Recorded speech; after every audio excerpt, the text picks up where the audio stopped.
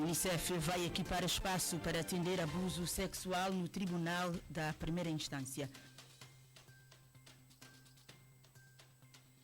Mais de 200 jovens voluntários terminaram formação sobre aprendizagem digital e competências para a vida.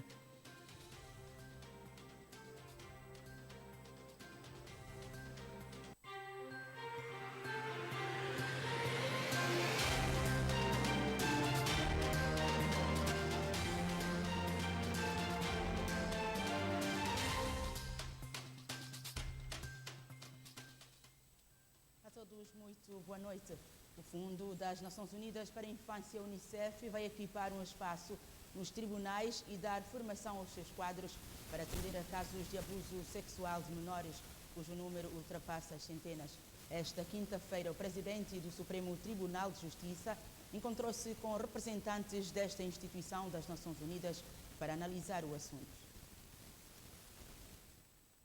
Trata-se de um espaço que se denominou de amigo das crianças para atender principalmente casos de crianças vítimas de abuso sexual. Nesse momento nós temos a infraestrutura do nosso tribunal está em reabilitação e especificamente pensou-se numa sala em que o Unicef deverá, portanto, apetechar, ao mesmo tempo pensarmos juntos ao governo numa capacitação para os demais corpo técnico que deverá apoiar as crianças que, portanto, passarem por essa situação de abuso sexual e terem que se expor num tribunal. Portanto, é um espaço amigo da criança que terá lugar no tribunal. A Organização das Nações Unidas para a Infância defende que deve estar presente em tudo que se prende com o direito das crianças, por isso promete apoio na materialização deste projeto. O Unicef é o promotor dos direitos das crianças. E nesse contexto, em todas as instâncias em que as crianças carecem de uma proteção, o Unicef tem que estar presente. E é nesse contexto que nós fomos convocados pela Sua Excelência, o Presidente do Supremo, para nós analisarmos em conjunto algumas ações no âmbito da proteção das crianças diante de uma situação de julgamento após uma situação de abuso sexual. O apetrechamento da instalação e formação de agentes para trabalhar no espaço amigo das crianças deverão ocorrer imediatamente após a conclusão das obras em curso nas instalações do Tribunal de Primeira Instância. Estamos aguardando tanto que as obras terminem e assim que as obras terminarem vamos começar a questão do apetrechamento com alguns kits infantis para garantir esse espaço amigável e de segurança para essas crianças. Ao mesmo tempo também temos que pensar, portanto, numa capacitação para os demais técnicos, como já disse, e a questão da lei. Parece-me que nós ainda vamos ter a necessidade de mexer ainda na nossa legislatura, precisamos de fazer uma certa atualização e adaptação da lei, tendo em conta essa questão da memória futura das crianças no âmbito desses processos de abuso sexuais de menores. A representante do Unicef lamenta o número crescente de casos de abuso sexual de menores no país, mas sublinha que está a trabalhar com vários setores para encontrar formas de estancar o crime. Mais de 200 jovens voluntários terminaram com sucesso as formações realizadas pelo Instituto Nacional da Juventude. São jovens dos diferentes distritos do país que participaram no programa de aprendizagem digital e de competências para a vida. Competências para a Vida e Programa de Aprendizagem Digital foram duas ações de formação que juntou estes jovens voluntários de todos os distritos do país em sessões separadas. Formação que atribuiu competências em comunicação, desenvolvimento de autoestima, assim como na capacidade de trabalho em equipa e em network. Hoje se destacar 3 eixos, que é a resiliência, a autoestima e também a resistência. Nós também, na resiliência, nós aprendemos como lidar com os problemas. Nós não devemos desistir, mas sim aprendemos a enfrentar o problema de frente e tentar resolver de uma outra forma, da melhor forma possível. Os temas que falamos lá me ajudaram muito, como o tema de autoestima. Eu tinha vergonha assim, de estar no meio das pessoas e falando desse tema de autoestima me ajudaram muito. E hoje sou uma pessoa que Bom, legal. A qualquer momento posso falar e falo muito bem. Uma experiência satisfatória. Gostei bastante da experiência. As formações foram realizadas pelo Instituto Nacional da Juventude com apoios do Unicef. Eu aqui, durante as vossas intervenções, eu vi muitos jovens com muito talento. Estou a falar também agora do PAD. Nós estamos nesse momento, brevemente vamos abrir o casting para recrutar alguns apresentadores de podcast. Então, nós temos aqui muitos jovens com talento que poderão, de facto, também trabalhar no Instituto da Juventude. O Unicef é parceiro do Instituto da Juventude no programa para apoiar os jovens e adolescentes, ou seja, desenvolvimento de capacidades. E é neste âmbito e através do programa de aprendizagem digital, que é preparar os jovens para as competências digitais, que o Unicef apoia o Instituto da Juventude nesta atividade, que é especialmente para promover o voluntariado. Foram cerca de 199 jovens que participaram ativamente no voluntariado e contribuíram para o desenvolvimento do programa de aprendizagem digital em São Tomé e Príncipe. O curso em Competência para a Vida durou apenas 4 dias, mas o curso de aprendizagem digital decorreu durante cerca de 3 meses. Com esta formação, o governo santomense espera ter jovens em condições de tomar iniciativas que possam contribuir para o desenvolvimento do país. No mundo inteiro, os jovens dirigiram grandes revoluções, grandes movimentos. E nós queremos que isso também aconteça aqui em São Tomé e Príncipe. Possamos fazer parte desse movimento de mudança para o bem de São Tomé e Príncipe. Queremos contar convosco, felicitar mais uma vez, agradecer o apoio da Unicef, contar com o vosso apoio nesta luta incessante de capacitar mais, de formar mais os nossos jovens para que possam estar mais aptos no dia a dia. Durante o ato de entrega de certificados, José Maria, o funcionário mais antigo do Instituto da Juventude, foi parabenizado pelos seus 56 anos que precisamente nesta data completava.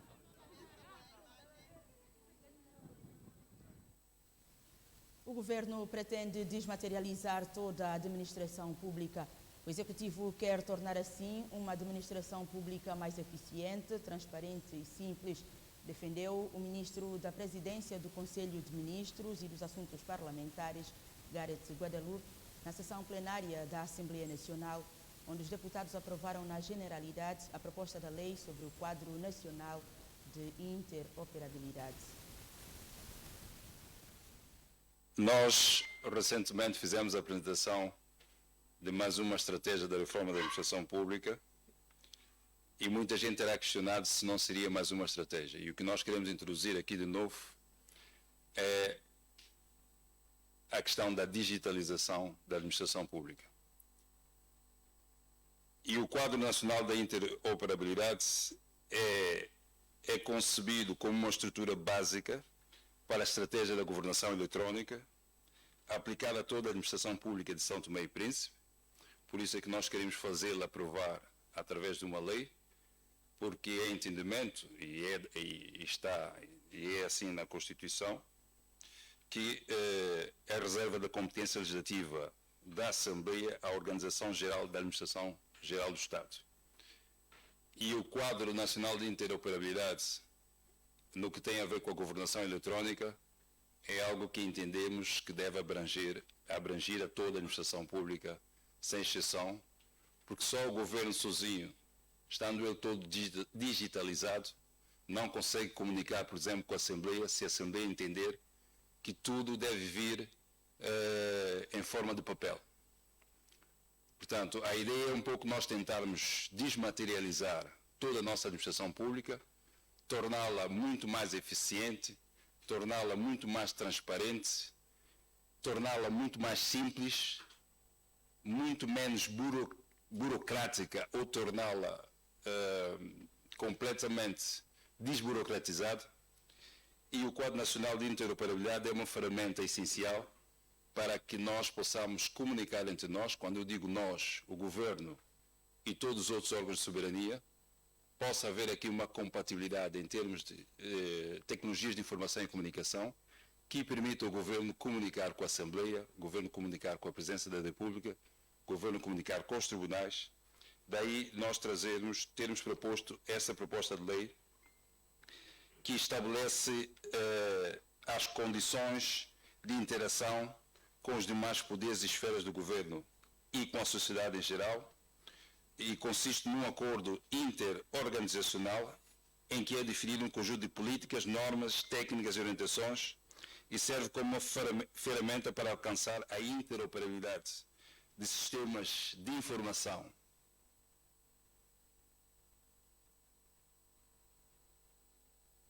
A Assembleia Nacional também aprovou, mas já na globalidade final, a proposta de resolução sobre a Convenção de Bamako sobre a proibição da importação de lixos perigosos para a África e controlo da movimentação transfronteiriças e gestão de resíduos perigosos. Com a aprovação desta resolução, o governo acredita que o país estará mais seguro na preservação da saúde humana e do meio ambiente. Em 1991, há 32 anos atrás, os ministros do Ambiente dos Estados da União Africana adotaram 51 países, e a África é composta por 54 países, adotaram a Convenção de Bamako em Mali,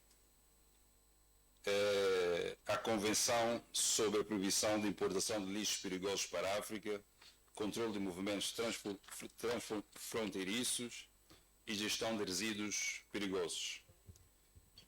Portanto, foi adotado em 1991, entrou em vigor em 1998, há 25 anos atrás, e até hoje nós não aprovamos e submetemos à ratificação desta convenção. O governo, consciente que a importação e o transporte de lixos tóxicos ou lixos perigosos pode constituir para a saúde humana e até mesmo para o ambiente,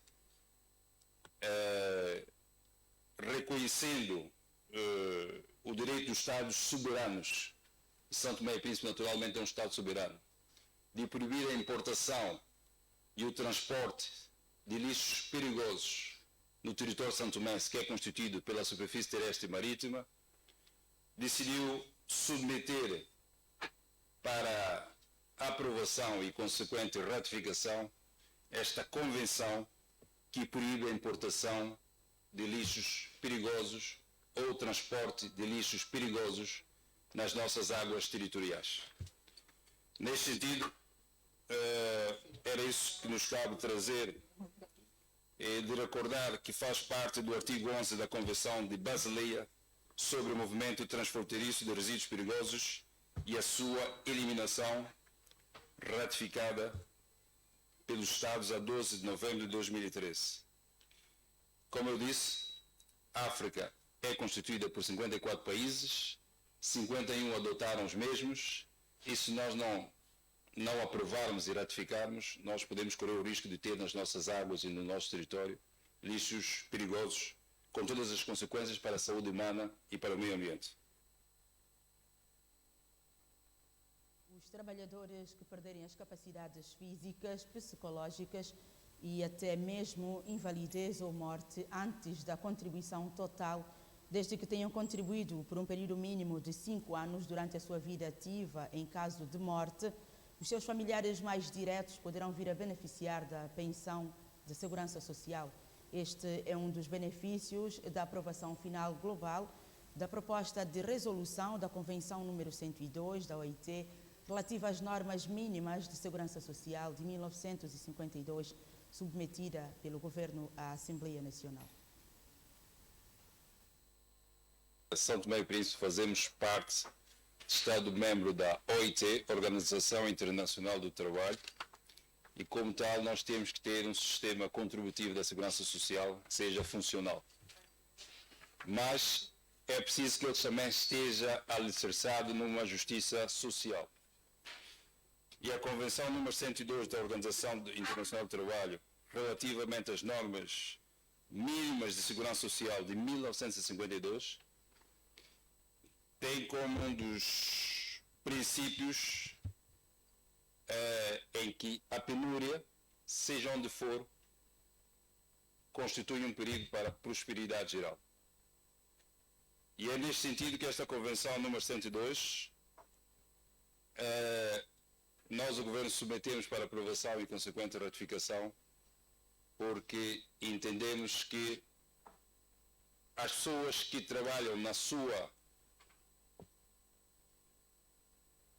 quando a sua idade ativa e que, por alguma infelicidade, percam as capacidades físicas, psicológicas ou laboral e até mesmo a invalidez ou morte antes da contribuição total, desde que elas contribuam por um período mínimo de 5 anos durante a sua vida ativa, no caso de morte, os seus familiares mais diretos poderão vir a beneficiar da pensão da Segurança Social. Entendemos ser algo que é justo, porque a invalidez ou a incapacidade é algo que pode tocar a todos nós. Então, com a ratificação, a aprovação e ratificação desta convenção, estamos em crer que nós estaremos a contribuir para maior justiça social em termos de segurança social. Os deputados também aprovaram na sessão plenária desta semana a proposta de resolução sobre a Convenção número 187 da Organização Internacional do Trabalho sobre quadro promocional para Segurança e Saúde no Trabalho de 2006. Na minha anterior intervenção, vim aqui apresentar o que deveria acontecer em caso de morte, invalidez, incapacidade durante a vida ativa de um trabalhador, seja ele no privado ou no público, e que, em caso desta invalidez decorrido o período de 5 anos de contribuição, ele poderia beneficiar desta assistência social ou, em caso de morte, o seu familiar mais direto. Mas tudo isso pode ser evitado se nós promovermos uma melhor segurança do trabalho. Por isso é que a Convenção 187 sobre o quadro promocional para a segurança e saúde no trabalho, ela vem no sentido de nós voltarmos a pôr em uso tudo o que tem a ver com questões relativas à segurança no trabalho. Portanto, é uma declaração da OIT de 1998 relativamente aos princípios e direitos fundamentais do trabalho e o seu acompanhamento em matéria de segurança e saúde no trabalho, e defende a existência de uma cultura de respeito ao ambiente seguro e saudável no trabalho para todos os níveis, em que o governo, os empregadores e os trabalhadores possam salvaguardar as condições de segurança e saúde dos trabalhadores.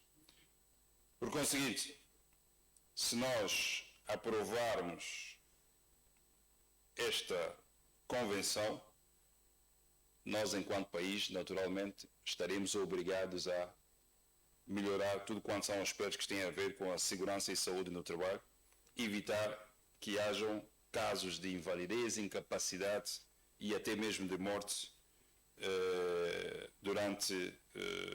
quando as pessoas estiverem a desempenhar as suas atividades laborais.